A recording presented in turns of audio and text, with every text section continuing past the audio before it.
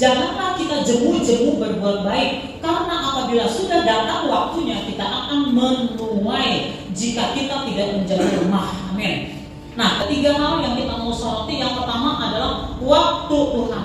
Karena dikatakan karena apabila sudah datang waktunya, kita semuanya pasti menginginkan sesuatu dari Tuhan, mengharapkan sesuatu yang kita membawa segala pergumulan dan kehidupan kita kepada Allah ya, dan kita pasti menantikan ya tangan Tuhan ya menjawab segala keinginan seluruh doa kita. Ya, kita semua merindukan sesuatu yang daripada Tuhan.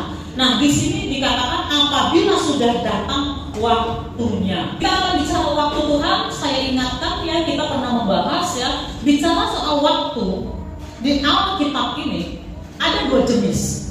Yang pertama adalah Kronos dan yang kedua adalah Kairos. Kronos ini ya adalah asal kata dari kronologis, dan kronologis ini berhubungan dengan sejarah, berhubungan dengan urutan-urutan waktu ya di dalam hidup kita. Bagaimana sih kronologisnya kok bisa terjadi seperti ini? Ya, mula-mula saya melakukan ini, lalu ada ini, lalu ada ini, dan seterusnya. Kronologis ya. Nah, bagaimana tentang kehidupanmu? Ya, saya dilahirkan pada tahun sekian, lalu pada tahun sekian saya begini, lalu saya begini, dan seterusnya sampai saat ini saya mengalami ini. Kronologis ya, berhubungan dengan urutan-urutan waktu ya, atau waktu sejarah.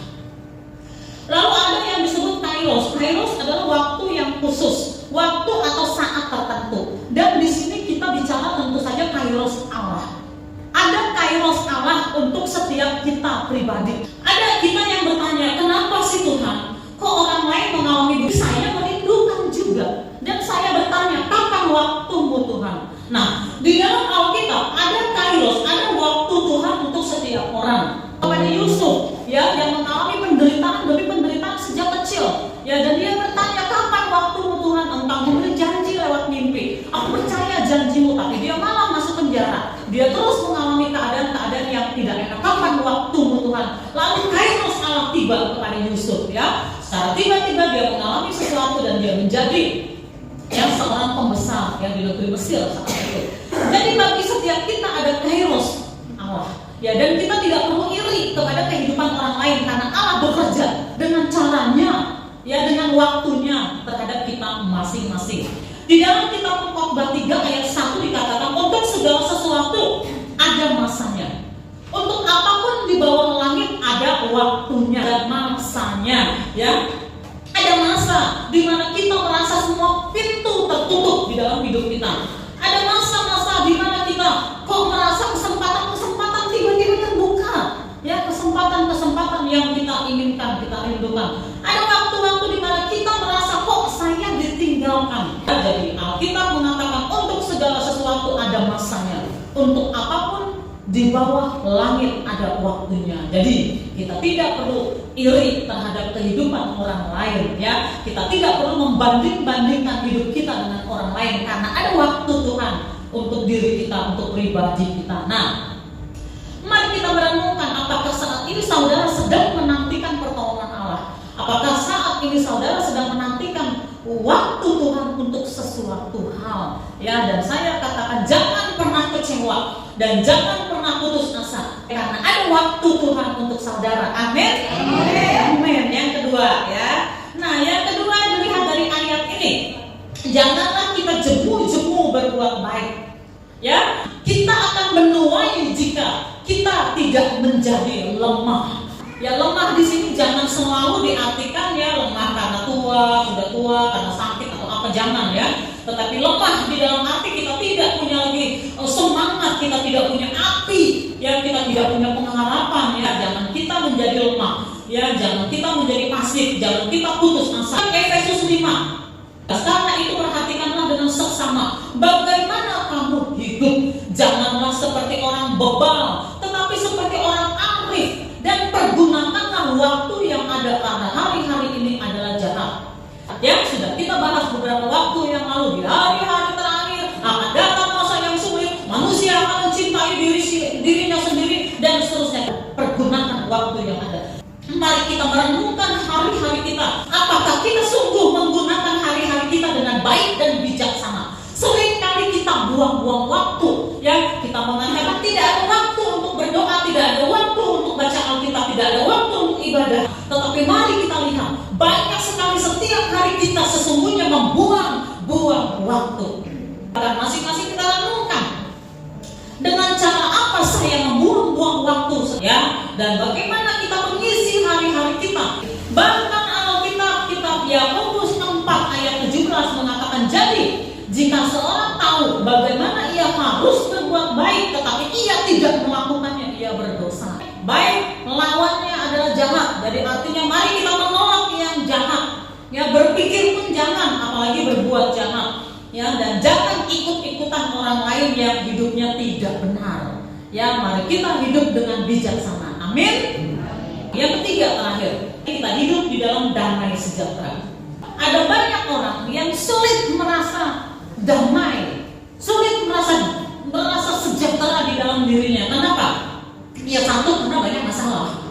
Ya, lalu kemungkinan yang dihadapi tidak seperti yang dia harapkan, akhirnya kecewa, kehilangan damai sejahtera. Bapak Ibu Saudara, apa yang Tuhan izinkan kita alami di dalam kehidupan kita, itu semua ada di dalam kontrolnya Tuhan. Kalau kita memang adalah anak-anak Tuhan, yang sering sekali diucapkan bahwa Allah turut bekerja di dalam segala sesuatu untuk mendatangkan kebaikan bagi saudara dan saya yang mengasihi Allah, yang terpanggil sesuai dengan rencana Allah. Jadi apa yang Allah izinkan itu semua ya adalah untuk pembentukan kita untuk hidup dalam damai sejahtera. Bagaimana caranya? Ya, bersyukur kepada Tuhan, ya, menerima bahwa apa yang Tuhan izinkan kita alami itu adalah seizin daripada Tuhan untuk maksud Allah yang baik dalam hidup kita. Ya, Alkitab mengatakan hiduplah ya berpadanan dengan Injil. Ya, jadi kita artinya hidup sesuai dengan Injil atau firman Allah. Mari kita juga hidup berpadanan dengan panggilan. Itu pun firman Allah yang mengatakan hiduplah sesuai dengan panggilanmu. Apa panggilan Allah di dalam hidup kita? Ya, kita hidup sesuai panggilan. Ya, dan kita percaya bahwa ada waktu Allah untuk setiap anak-anaknya. Ada waktu Allah untuk saudara, ada waktu Allah untuk saya. Dan kalau waktu Tuhan belum terjadi di dalam hidup kita, kita terus hidup tidak jemu-jemu berbuat baik. Ya, terus hidup di dalam panggilan sesuai berpadan dengan panggilan Allah. Ya, berpadanan dengan Injil damai sejahtera. Kita punya pengharapan sepanjang kita tidak melepaskan diri kita dari Yesus Kristus. Amin. Ya, kita bersyukur karena kita adalah anak-anak Tuhan. Saya pasti pernah mengalami kesulitan. Demikian juga saya. Ketika saya mengalami kesulitan, ya kita menekan hati, menekan perasaan. Saya berkata, Tuhan, walaupun saya saat ini mengalami kesulitan, tetapi saya katakan, Tuhan, aku adalah orang yang bersyukur. Aku adalah orang yang berbahagia. Kenapa? Walaupun aku mengalami kesulitan seperti ini, tetapi aku adalah orang yang punya pengharapan. Amin. Tuhan, di luar sana ada banyak orang yang masalahnya lebih besar dari saya, tetapi orang tersebut tidak punya pengharapan karena tidak punya Yesus. Dan orang itulah yang malang. Mereka lah yang malang.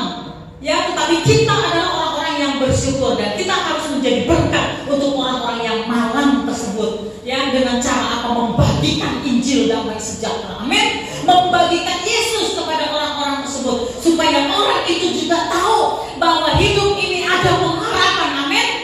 Dan saya bertanya kepada kita semua, jika saat ini waktu Tuhan tiba di dalam diri saudara, pertanyaannya, saudara siap atau enggak? Kita nggak bisa bilang siap, kita nggak bisa bilang begitu.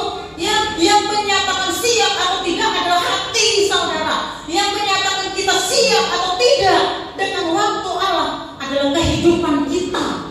Ya, kalau saat ini waktu Tuhan tiba kepada saudara, kepada saya, tetapi kita tidak terkoneksi dengan Allah, tetapi kita sedang berpaling dari Allah, ya, mengikuti cara-cara yang tidak benar, yang tidak sesuai dengan firman Allah, waktunya Allah tiba. Apakah kita akan mengalami sesuatu? Jawabannya tidak. Ya, oleh karena itu sekali lagi saya mengatakan, janganlah kita jemu-jemu berbuat baik, karena apabila sudah datang waktunya, kita akan menuai jika kita kita tidak menjadi lemah.